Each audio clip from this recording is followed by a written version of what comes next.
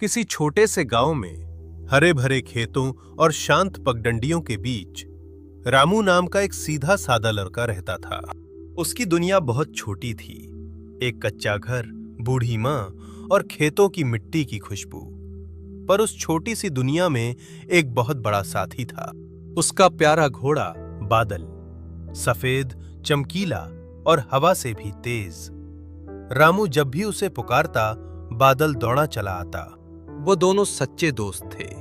रामू उसे अपने हाथों से चारा खिलाता, उसकी आयाल संवारता और घंटों उसके कान में अपनी बातें कहता। बादल भी जैसे हर बात समझता था। उसकी आंखों में रामू के लिए एक अजीब सा अपनापन झलकता था।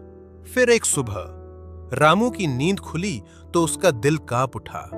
आंगन सूना था और बादल की रस्सी टूटी हुई जमीन पर पड़ी थी। बादल! रामू चिल्लाया। बादल, कहां हो तुम? पर कोई जवाब नहीं आया। वो नंगे पांव गांव की हर गली में भागा, हर दरवाजे पर पूछा, हर मोड़ पर रुका, पर बादल कहीं नहीं था। फिर वो जंगल की तरफ दौड़ा। कांटों ने पांव छलनी कर दिए, पर उसे अपनी परवाह कहां थी। बादल! बादल!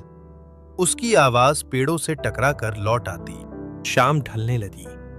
थका हारा, आंसुओं से भीगा रामू घर की ओर लौटा। उसे लग रहा था जैसे उसकी दुनिया का एक हिस्सा हमेशा के लिए खो गया।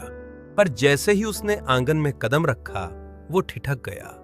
सामने अपनी जगह पर बादल खड़ा था। उसके गले में टूटी हुई जंजीर लटक रही थी। बदन पर जख्म थे।